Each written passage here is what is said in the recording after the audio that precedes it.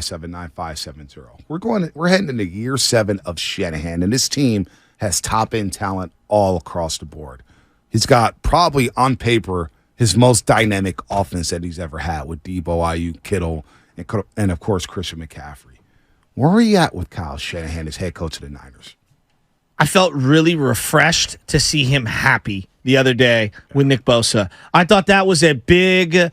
Again, I don't know how many casual fans are watching press conferences on their timeline, whether it's Instagram or TikTok or Twitter. I don't know. I don't know how people are consuming the Niners. Are they just waiting for game day? I don't know. But when I was watching them, it felt like life and death at every press conference for the last 2 months.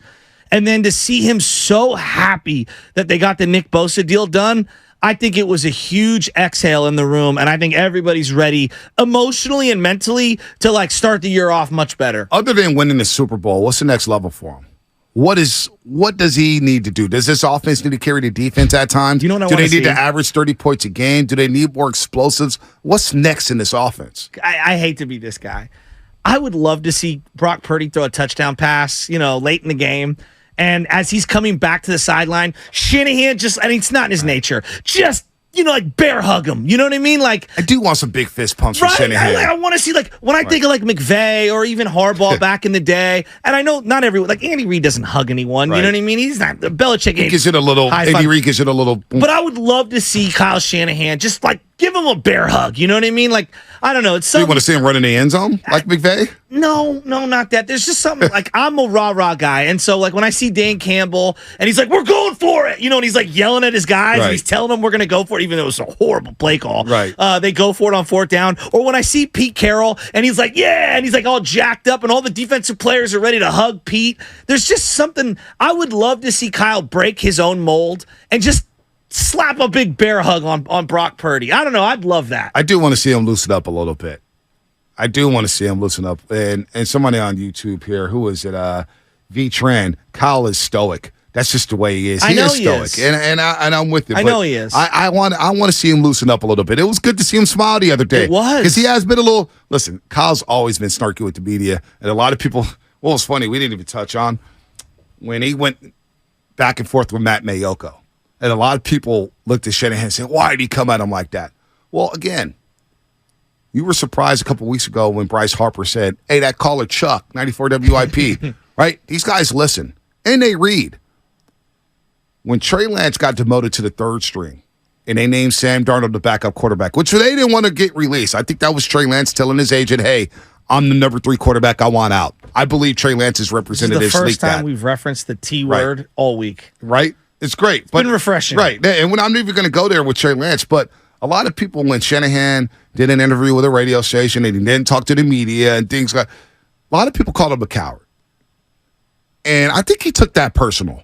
I really do. He's like, really? I'm just trying to do my job. And then he went there Friday night and he explained everything, the whole process, which I believe he didn't have to do. I was like, wow, Shanahan, he earned my respect by detailing everything that happened with Trey Lance and the whole situation with the backup job. And I don't think he even had to do that. If I was him, I would put a Bill Belichick and say, hey, we're on to Cincinnati, and say Trey Lance is in Dallas. But he did anyway. And I give him credit for that. I was like, wow, okay, I'm impressed with that. And still people were coming at him the next week. And I give Shanahan credit. I was like, you know what? Some of our media members sometimes, and I love our media, sometimes I was like, you know what? You guys are mad because he didn't come talk to you right away and he did an interview with somebody else. Let's grow up a little bit here, folks. And so I think Shanahan read all this stuff. I was like, really? I sit here and tell you guys everything. I detail everything that happened, and I'm still getting called a coward in the press. I think that's why he got snarky with Mayoko. But it was good to see him smile the other day. But I'm like, I give him credit for that because I was like, you know what? Some of us deserve the snarkiness when it comes to Shanahan for what everything he's been open with, and the Niners have been open with the pressers and all the stuff with Trey Lance. I didn't think Shanahan. I thought the media was a little soft during that whole process. Well, I took it in a whole different way. I don't think he cares what the media says. I don't think him or Lynch cares one way or the other. I do think Lynch wants to be liked by the media, but I don't think he really cares at the end of the day what they think.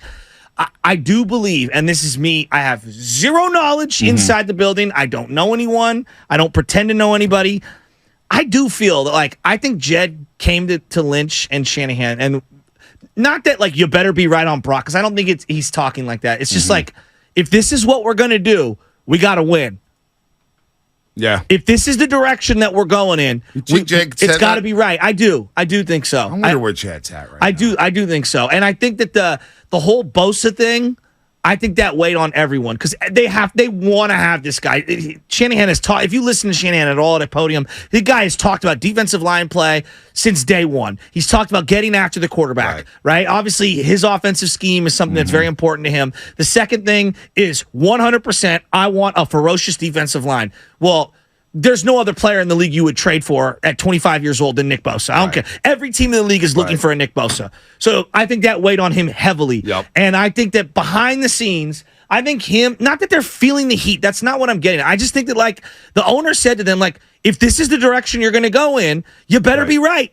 You better be 100% right. Not that I'm going to fire you tomorrow, but, like, I'm not going to let you trade away 1 million picks. I'm not going to give you $30 million in free agency next year to sign Kirk Cousins. Right. If the direction that you want to go in is Brock Purdy, I believe in you. You've earned that benefit of the doubt, but you just better be right. And I think that there's an internal pressure that Kyle feels himself to win because he wants to win, obviously. And I think it was more, I think it's internally. I think those guys want to win internally because I think they know how difficult it is to get that ball at the bottom of the mountain and drag it all the way to the top and have it fall back down and not get to the summit. I think some of the stress not only was at Bosa, but I think he was down because he goes, boy, we moved up number 3 for my hand-selected guy in Trey Lance, and it's not working out.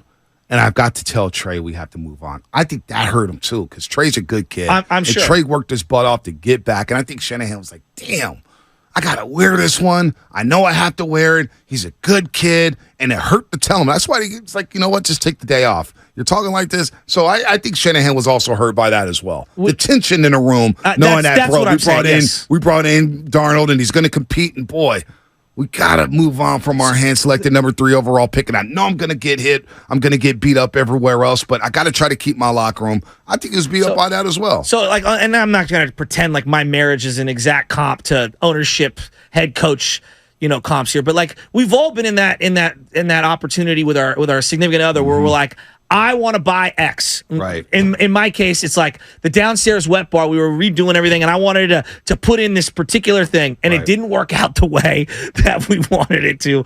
She never lets me forget about it. She's not going to divorce me tomorrow. She's not leaving me, but I feel that heat. And every time we walk by that bad boy, she looks at it and she's like, we got to fix that. We've got to fix this particular thing in it. And I know it. And so it's like the next time we go to make a decision on anything in the house, she doesn't let me forget. Right. And I'm not saying that Kyle's not in charge of the organization, but when you ask for $30 million for Javon Hargrave in free agency, the owner has to okay that. I'm not saying he's making the decision. When you give Nick Bosa $120 million guarantee, the owner's got to be in that. If next year you want to go get a quarterback because for whatever reason this doesn't work out, the owner probably said, like, I'm not going to be willing to just say, yeah, no problem. I'll cut you $30 million guarantee to go get Kirk Cousins. And this is all hypotheticals. I'm just talking. So I do believe that they're feeling internal pressure. Maybe, but I think they also have a lot of leeway, and I don't think his seat's again. They're not leaving him tomorrow. Yeah, they're not leaving tomorrow. I'm just saying, like, I think it's just someone's holding them accountable. Maybe. Chad York can say, hey, look, we've given you everything now. Parag, we've given you everything. That's what I'm saying. You know what I'm saying? Exactly. Now it's go time. Yes. Now it's go time. Let's go to Verducci in El Dorado Hills. Verducci, what's happening? You're on the roast.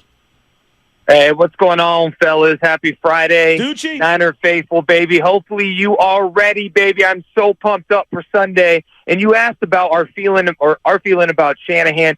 For me, it's no excuses. You both know that I've come on the air, and you know how much I love Shanahan, but at the same time, the two things I want to see in growth is the biggest thing is at the end of the game, when it comes crunch time, calling the correct plays and really going after it. Pedal to the metal. The second thing is end-of-game clock management. Can he finally get over the hump? At times, he just drives us crazy with that, lets the opponent kind of linger in the game, and then we've lost a lot of close games. So those are the two things. But we have it all. There's no excuses, Shanahan. You got the offense. You got the defense. Yes, maybe kicking's a little weak right now, but nevertheless, we need to go get it. Niner faithful, let's go, baby. I'm ready. I'm strapped up from the El Dorado Hills. Let's go. That's the passion I'm looking for again. It's week 1 of the NFL season.